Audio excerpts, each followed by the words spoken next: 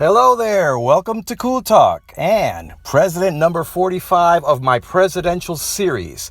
Now that for those who don't know, I have a presidential series, a series of videos from George Washington all the way through Obama. My last video, of course, was 4 years ago.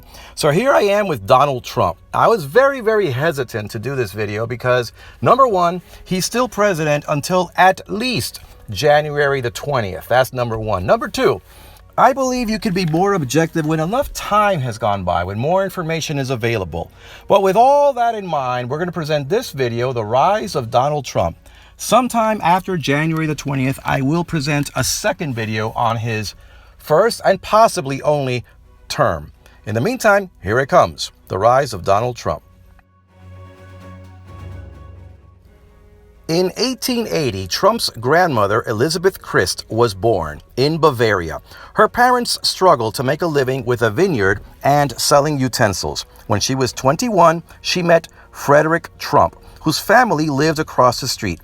They married and moved to New York City, where Frederick Trump worked as a barber, a restaurant, and hotel manager. They lived in Queens. They had 3 children, bought real estate, but one day, Trump, while walking along with his 13-year-old son, Fred Jr., felt sick. He went home. It was the Spanish flu, the pandemic of 1918. One day later, Frederick Trump was dead. So now Elizabeth was a widow, left with a considerable estate, a net worth of about $300,000 in today's currency. Elizabeth built homes on the empty lots that Fred Trump had left behind. She worked with her middle child, Fred Jr., and she started a company, E. Trump and Son. Her son Fred expanded the business and expanded it, opening up buildings and managing over 27,000 apartments in New York City. Fred acquired information on properties in foreclosure, and this, along with loan subsidies from the FHA, involved amassing a large fortune. In 1936, he married Mary Ann MacLeod from Scotland. They had 5 children. Mary Ann, Fred Jr., yes, another Fred, let's call him Fred III, Elizabeth, Donald, and Robert. Now, Fred Sr. was a very strict disciplinarian. Fred Trump wanted his oldest son, Fred III, to take over the real estate business. But his son decided to become a pilot. So that left Fred to focus his attention on his second son, Donald, our future president, who had been born in 1946. Donald was born in 1946, as mentioned, in the Jamaica Estates in Queens. At 13, he enrolled in the New York Military Academy. He would later receive deferments, blocking him from serving in the military. Raised Presbyterian, the Trumps would often identify as being Scottish. This is partly true since the Trump's mother came from Scotland, but Fred Sr. would hide his German background, some say partly because of his relationship with his Jewish clients. Being known as German in the 1940s would have been awkward. In 1966, Donald's grandmother, Elizabeth, died. She was 86 years old. Just 1 decade earlier, she was still involved in the family business, in the real estate business, collecting coins from the laundromats in the Trump buildings. And in 1971, Donald, now 25, became president of the Trump Organization. Now, Fred Trump Sr. had been accused of war profiteering. The Trump Organization was also accused of racial profiling and code violations. Who won these cases? Well, it depends on who you ask. Let's just say that settlements were made. At 31 years old, Donald married a model from Czechoslovakia, Ivana Zilknikova. They had 3 children, Donald Jr., Ivanka, and Eric. Donald renovated the Commodore Hotel in Manhattan in 1978, and it reopened as the Grand Hyatt. He began development on the Trump Tower, a 58-floor skyscraper on 5th Avenue. Borrowing $425 million from several banks, Donald bought the Plaza Hotel in Manhattan. But later he would have to declare bankruptcy, and he lost the hotel to Citibank. There would be many other business and real estate ventures: the Mar-a-Lago estate in Palm Beach, which became his primary residence, the Harrah's Hotel and Casino in Atlantic City, along with the Trump Taj Mahal. There was a Trump Shuttle, which was an airline, the Trump Hotels and Casino, 16 golf courses and resorts. Now, many of these businesses fell victim to bankruptcies and reorganization. And while it's true that Donald never filed for personal bankruptcy, he did file for corporate bankruptcy 6 times in 18 years. He lost the casinos, several of the hotels, and finally decided to ride his fortune by banking on one thing that nobody could take away: his name.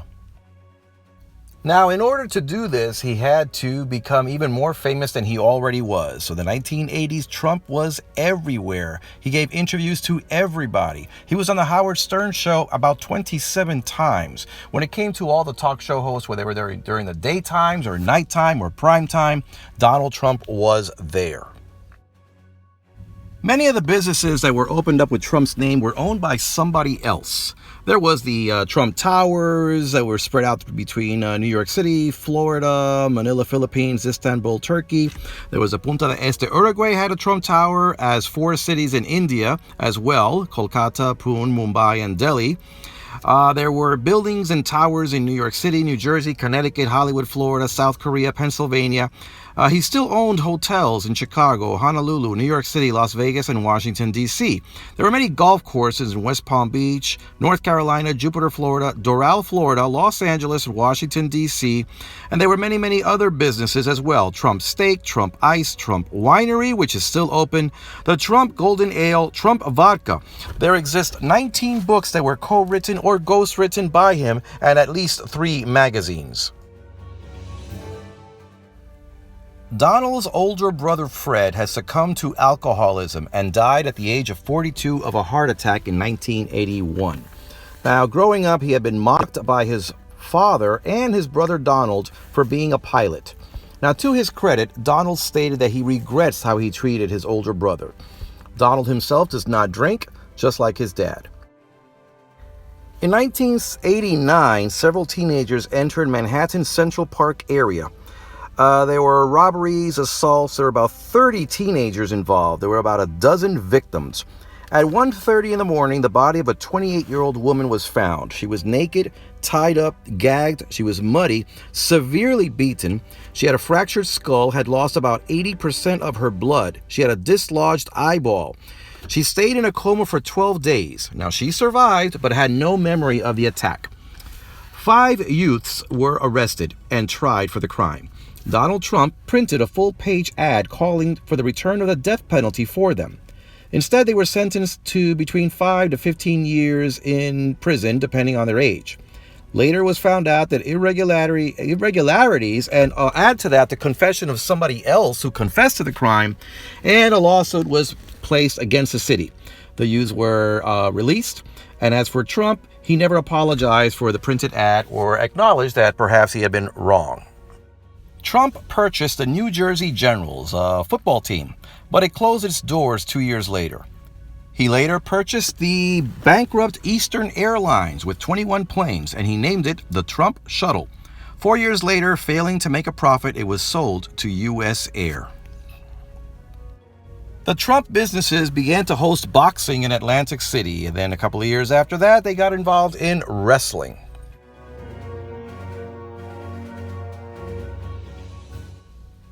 In 1992, Donald was caught in an affair with actress Marla Maples. His wife Ivana filed for divorce.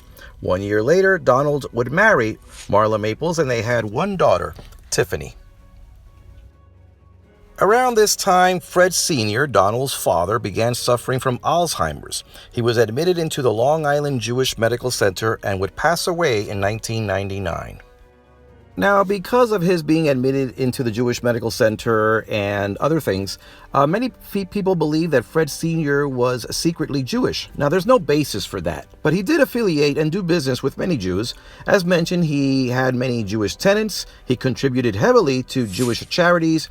And in the 1980s, he became friends with the Israeli ambassador to the United Nations, Benjamin Netanyahu, today's prime minister in Israel. By the 1990s, Donald owned much of the Miss Universe, Miss USA, and Miss Teen USA pageants. In 1999, Donald and Marla Maples divorced. 6 years after that, he would marry a Slovenian model, Melania Kraus. 1 year later, their son Baron was born, and on that same year, Melania became a United States citizen.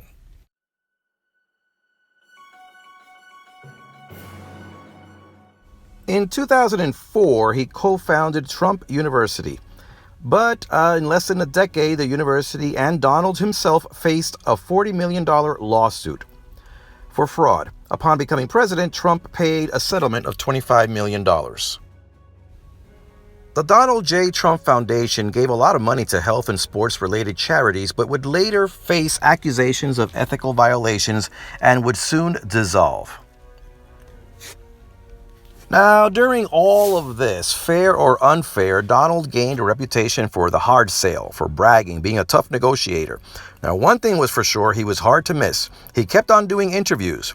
He had his own short-form talk radio program, was a guest commentator for Fox and Friends, made cameo appearances in 8 films, most notably on Home Alone 2. He was the host and co-producer of the reality shows The Apprentice and The Celebrity Apprentice. Now, in the early 90s, Trump's mother had been mugged by a 16-year-old purse snatcher that she held on to her purse even though she only had $14 there. The youth knocked her down, beat her up. She suffered broken ribs, a brain hemorrhage, and permanent damage to her sight and hearing.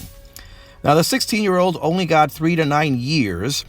Trump's mother was saved by a truck driver who had been passing by. Now, Trump did that truck driver a favor, gave him a nice check, which saved the truck driver whose home was in foreclosure. Okay, now after all of this news, what about Trump's politics? Well, a curious thing happened in 1992. Another billionaire, Henry Ross Perot, decided to run for president. Now, Perot did not run as a Republican or a Democrat. He ran as an independent. He ran against then-President George Bush and Governor Bill Clinton. Now, Perot had enough of a following to warrant participating in the three-way debate with them. It was one of the strongest presidential showings by an independent candidate in U.S. history. Now, while Perot didn't win a single state, he received almost 19% of the popular vote. He ran again in 1996. By then, he had founded the Reform Party. The Reform Party believed in a balanced budget, ending outsourcing, and using technology in democracy. Donald Trump joined the Reform Party in 1999. In the year 2000, Trump decided to run for president. Yes, in the year 2000, he ran seeking a nomination with the Reform Party. But he wasn't doing very well, so he dropped out of the race. And of course, George Bush became president. 9/11 happened. Now, Trump made a lot of controversial statements after 9/11. He said he had visited Ground Zero, that some of his employees were digging out bodies. But outside of that, let's just say that George Bush was president in the year 2000, and by 2008, Obama had become president. And Trump, by then, had already left the Reform Party, joined the Democratic Party, and then joined the Republican Party. It's safe to say that Trump never really cared for Obama. He said Obama was soft on immigration, even though Obama had been deporting more undocumented aliens at a very record pace at that point. Trump pushed a ferocious campaign questioning Obama's claim to have been born in Hawaii. Trump and others stated and promoted the idea that Obama had been born in Kenya. Now, by 2016, Trump had come forward and said, yes, Obama was born in Hawaii, period, but the damage had already been done. He criticized Obama for the Affordable Care Act. But then came 2011, the White House Correspondents Association dinner, where Obama took the stage and joked and roasted Trump, who was sitting in the audience. Now, publicly, Trump said that he took it all in good fun. But many feel that this incident triggered his efforts to double down and be taken seriously as a viable presidential candidate. In 2012, Trump pondered whether to run for president, but ultimately decided not to. But then came June 16, 2015. Trump in the New York Tower rode the golden escalator to the basement, where he had an announcement to make. He spoke before the crowd and said he was seeking the nomination for the Republican Party to run for president in 2016. And then came the speech. The speech railed against special interests, against lobbyists, for veterans, and bringing back the military. It was a cheerleader speech, great spirit, where he said that Obama was a negative force. And then came the term, "Make America Great Again." He repeated it, and so the term MAGA was born. He railed against China and Japan and how the U.S. was losing the trade wars. When it came to Mexico, he said that the United States had become a dumping ground for other countries' problems. This drew the biggest applause. He mentioned that people had a lot of problems, Mexico in particular. They were bringing drugs, they were bringing crime. Now, many later claimed that people in the crowd were paid to be there. Maybe, maybe not, but the fact remains that millions of people saw this on television and it triggered a response. There were over 10 million unauthorized immigrants in the United States. There was a sense among the Midwestern states that they were being looked down upon by the northern elites. The crime rate had been going up in several cities. Let's just say Trump had struck a nerve and he ran with it. Now, the other Republicans underestimated him. Some of them mocked him. But worse than that, they resorted to the same old political diatribes and approaches of the past. People sensed they needed a breath of fresh air, and Trump provided it. The media followed Trump wherever he went. He was definitely not boring. The other candidates couldn't stop the momentum. Mike Huckabee, Rand Paul, Rick Santorum, Carly Fiorina, Chris Christie, Jim Gilmore, Jeb Bush, Ben Carson, Marco Rubio, Ted Cruz, and John Kasich. Never mind that he said that Carly Fiorina was unattractive and that Marco Rubio was a baby and that Ted Cruz's wife was ugly. It was entertainment time. And if people had paid attention, they would have noticed that on the Democratic Party side, Governor Bernie Sanders from Vermont was exciting people in the same fashion. Statistics and energy he was providing. He was a self-proclaimed Democrat socialist, Jewish, yet people wanted to hear him. So that should tell you something. People were tired of the same old, same old. But the Democratic Party sabotaged his efforts and Hillary Clinton became the nominee. Now, we're not going to spend a lot of time on Hillary's emails and the Benghazi fiasco and her destroying her hard drive with her on her personal computer where national security documents and emails were. Never mind all of that backlash against her husband, former President Bill Clinton's crime bill that lowered his and her standing even among a lot of African Americans. Never mind all the legal baggage that she carried. Hillary blew her own chances by just stating and running on a sense of entitlement that she was the first female presidential candidate nominee, and not reaching out to the blue states, and worst of all, calling Trump supporters deplorables. Well, let's just say she ran a terrible campaign. The Trumps had a record of accusations against him for misogyny, sexual harassment against women, sexual assault, but the Republicans could always point fingers right back at Hillary's husband and say, well, what about Bill? What about his record? There's a whole lot more to say, but let's just focus on Trump's promising and reaching out. And yes, he said many outrageous things, but he would pick up on the crowd's enthusiasm and he would run with it. Whatever worked. The slogans became, "Make America Great Again," "Lock Her Up," "Build the Wall." Sound bites, speeches, declarations overlapped one another, and in November 2016, to the shock of millions, Hillary would win the popular vote, but Donald J. Trump became the 45th President of the United States. Let me stop for a moment to say that there were millions of Trump supporters in California, which is a blue state, and millions of Hillary supporters in Texas, which is a red state. We are not as different as we think, despite the media feeding us misinformation and lies. There's a lot of agendas out there, lots of messages, and a lot of it comes from the extremists on both sides. The social media is not America. We just sometimes think that it is. We're going to stop right there, and I promise you that after January the 20th, I will have another video out on President Donald Trump's first term in office. In the meantime, I invite you to go back to my other videos on the presidential series. My last one, of course, was 4 years ago when I did a video on Obama. There are videos dating from George Washington all the way through Obama. So the first dozen videos are basically me speaking directly to the camera. After that or so, after Abraham Lincoln or so, there are several videos with pictures and historical documents that you can look at. I invite you to see all of those, and I hope you enjoy them. But in the meantime, send me your thoughts, write down your comments, or better yet, subscribe. This is Cool Talk.